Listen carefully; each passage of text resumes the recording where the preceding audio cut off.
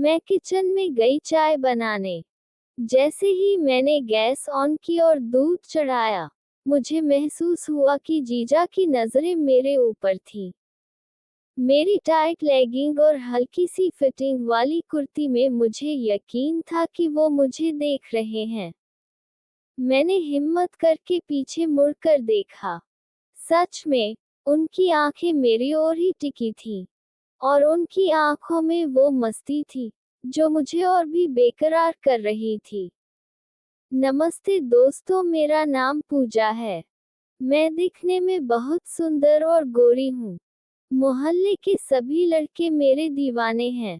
मेरे संतरों का साइज भी बहुत बड़ा है।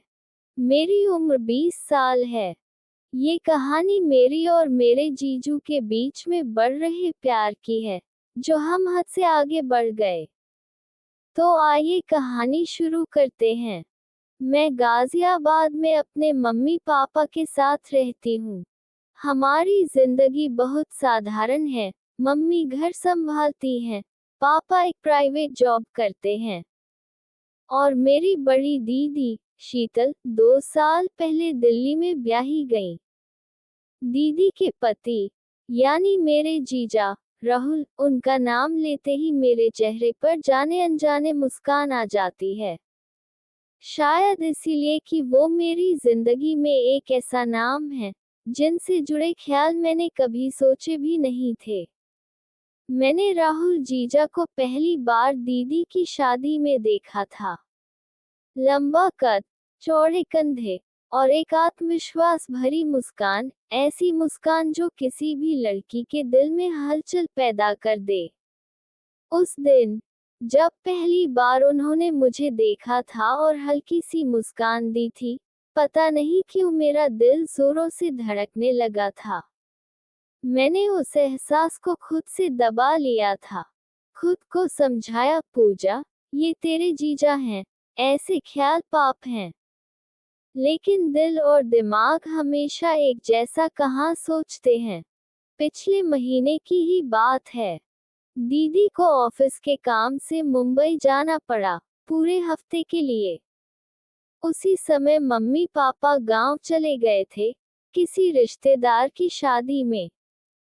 घर खाली होने वाला था। मैं अकेले रह लेती, मुझे डर नहीं था। लेकिन दीदी को मेरी चिंता लगी रही। उन्होंने जाते जाते राहुल जीजा से कह दिया कि वो कुछ दिन मेरे साथ रहें। जब दीदी ने फोन पर मुझे बताया, पूजा, मैंने राहुल को कह दिया है कि वो तेरे पास रहेगा। तू अकेली रहेगी तो मुझे चैन नहीं मिलेगा। मैंने हंसकर जवाब दिया, दीदी, मैं बच्ची नहीं हूँ, मैं रह लूंगी अकेले। लेकिन अंदर ही अंदर मेरे दिल में एक अजीब सी हलचल थी। जीजा के साथ अकेले रहना, पता नहीं क्यों ये सोच मेरे जिस्म में सिहरन पैदा कर रही थी। शाम को दरवाजे की घंटी बजी। मैंने दरवाजा खोला तो सामने राहुल जीजा खड़े थे। ब्लैक शर्ट और जीन्स पहने हुए, शर्ट के ऊपर के 2 बटन खुले थे, और उनका आत्मविश्वास भरा अंदाज मुझे हमेशा की तरह खींच रहा था। पूजा, तू अकेली कैसे रहती? उन्होंने हल्की मुस्कान के साथ कहा। मैंने झेपते हुए जवाब दिया, अब तो आप आ गए हैं जीजा, अकेलापन कहाँ। वो हंसकर अंदर आए और सोफे पर बैठ गए। उनकी मौजूदगी से घर अचानक रौनकदार लगने लगा। मुझे लगा जैसे अब ये जगह खाली नहीं, बल्कि भरी हुई है। मैं किचन में गई चाय बनाने। जैसे ही मैंने गैस ऑन की और दूध चढ़ाया, मुझे महसूस हुआ कि जीजा की नजरें मेरे ऊपर थीं। मेरी टाइट लेगिंग और हल्की सी फिटिंग वाली कुर्ती में मुझे यकीन था कि वो मुझे देख रहे हैं। मैंने हिम्मत करके पीछे मुड़कर देखा। सच में, उनकी आंखें मेरी ओर ही टिकी थीं, और उनकी आंखों में वो मस्ती थी, जो मुझे और भी बेकरार कर रही थी। मैं चाय लेकर उनके पास आए और उनके सामने बैठ गई। मेरी कुर्ती का गला थोड़ा गहरा था, मैं जानती थी कि हल्की सी झलक भी उनकी नजर को पकड़ सकती है। जीजा ने चाय का घूंट लिया और मेरी ओर देखते हुए कहा, पूजा, तू तो अपनी दीदी से भी ज्यादा खूबसूरत है। मेरे कान लाल हो गए। मैं शर्म से मुस्कुराई, पर मन ही मन मुझे खुशी भी हुई। मैंने धीरे से कहा, जीजा, आप भी तो कम नहीं हैं। दीदी बहुत लकी हैं। उनका चेहरा मेरे और करीब आ गया। उन्होंने अपना हाथ मेरे कंधे पर रख दिया। हल्का सा स्पर्श, लेकिन उस एक छुअन से मेरे पूरे जिस्म में जैसे कर्क दौड़ गया। पूजा, आज रात हम दोनों ही हैं। क्या करें? उनकी आवाज धीमी थी, लेकिन हर शब्द मेरे दिल की धड़कनों को और तेज कर रहा था।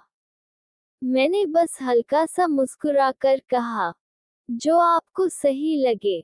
उस पल, मैंने महसूस किया कि मेरा दिल अब काबू से बाहर जा रहा है। रात के 10 बजे मैं अपने कमरे में थी और जीजा हॉल में टीवी देख रहे थे।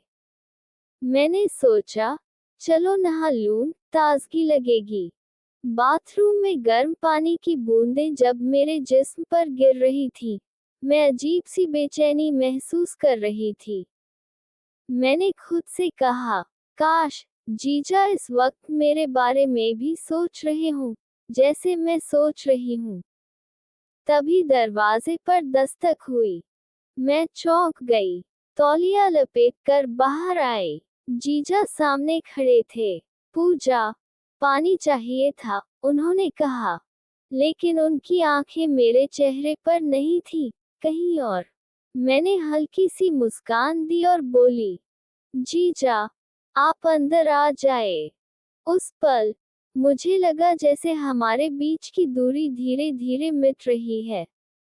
उस रात मैंने महसूस किया कि मेरे और जीजा के बीच सिर्फ मजाक या औपचारिकता नहीं थी। कुछ अनकहा, कुछ अधूरा सा, जो हमें करीब ला रहा था। पर क्या ये रिश्ता सही था? या हम दोनों एक ऐसे रास्ते पर बढ़ रहे थे, जहां से वापसी आसान नहीं होगी? तो दोस्तों, ये था मेरी और मेरे जीजू की प्रेम कहानी का भाग 1। आगे की कहानी अगले भाग में और विस्तार से बताऊंगी कि किस प्रकार हमने क्या क्या किया। अगर आपको ये कहानी पसंद आई हो तो वीडियो को लाइक और शेयर जरूर करें।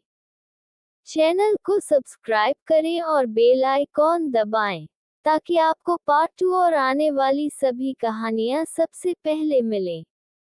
अपने दिल की बात कमेंट में लिखें। क्या आपने भी कभी ऐसे अनकहे रिश्तों का एहसास किया है? धन्यवाद।